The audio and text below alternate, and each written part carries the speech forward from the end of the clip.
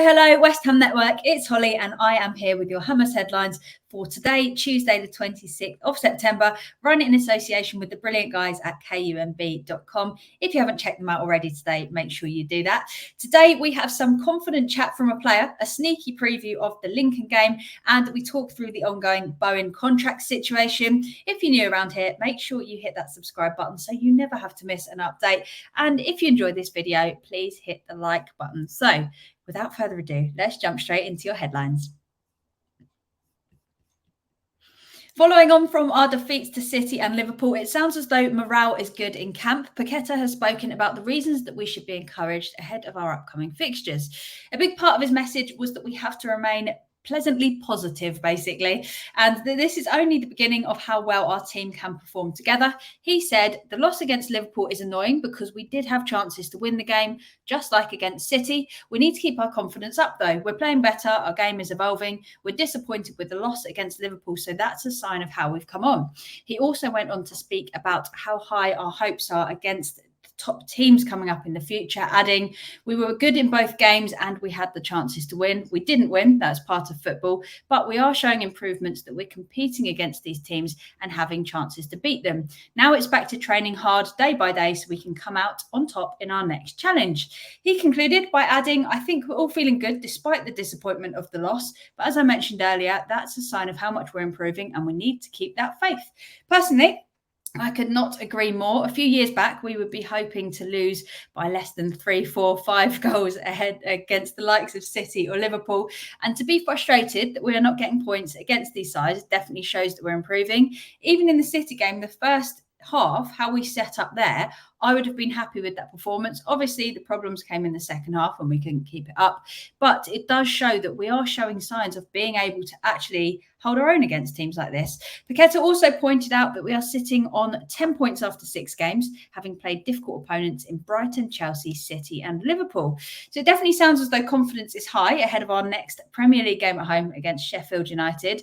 Do you agree that the disappointment that we feel when we lose games like this is a sign that we are now competing at a higher level and expecting more from the team? Let us know your thoughts in the comments.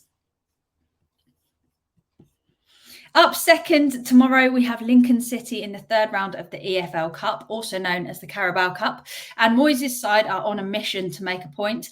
Lincoln City will be no easy opponent and certainly can't be underestimated, sitting 13th with 12 points from 8 matches in League One. Last season, they reached the 4th round, which was their joint best ever placing in the Carabao Cup for the Imps.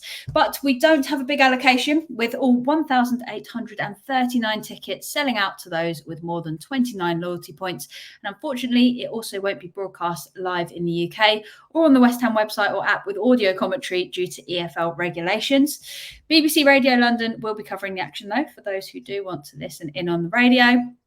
As a reminder of the rules, there will be a winner, obviously, in tomorrow night's game, going straight to penalties at the end of 90 minutes if both teams are level, so no extra time. We're allowed to name 9 substitutions, 5 of which we can use over 3 different changes, excluding half-time. So it's a big opportunity for us to give some of our youth a run out and practice some of that squad rotation that we've wanted to do for a long time. Speaking of some of the players that we use less, random fact, Connor Coventry joined Lincoln City on loan in January 2020, featuring in 7 League One matches for the Imps before the season ended early due to COVID. So he may well be very excited at the thought of playing his former side. I've been asking a few of you who you'd like to see, and quite a few of you have said that Coventry could be a good addition in the starting 11 tomorrow. He'll probably be on the bench if I had to guess, but I would like to see what he could do 100% because we have some players that want to prove points and he will definitely be one of those. I'm going to be sharing my predicted starting 11 tomorrow evening before the game. So make sure you tune in and let us know who you would like to see play. It should be another more possession-based game. So it's a huge opportunity for us to practice turning possession into goals, which we've struggled with a little bit.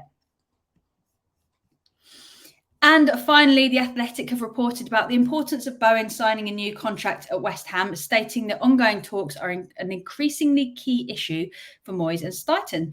Bowen is arguably one of our prized assets, and he has a long-term contract, is obviously starting to run pretty close to running out. So it's essential that we convince him to stay and tie him into a long deal as soon as we can. We know that the likes of Liverpool are sniffing around and could be looking to sign him as a replacement for Salah, should he leave in January or in summer for Saudi. Just to put him on the radar even more, Bowen did, of course, find the back of the net against Liverpool.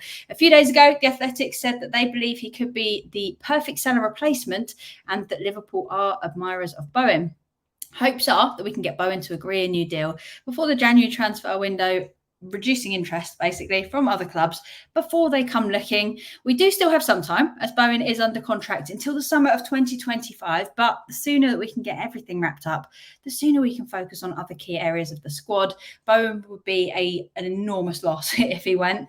Obviously helped by the fact that Danny Dyer is in his family, so I'd like to think that's just another reason to actually sign on the dotted line for us, because you don't want to be upsetting Danny Dyer, do you? But for now, talks continue with Bowen and West Ham, with it being reported that the club will need to increase their current offer to gain his signature.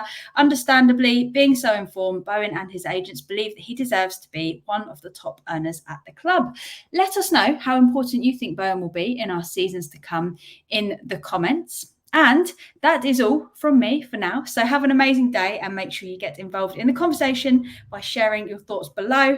Give this video a little thumbs up. If you haven't subscribed, make sure you do. Thank you so much as always for watching. And until next time, come on, you Irons.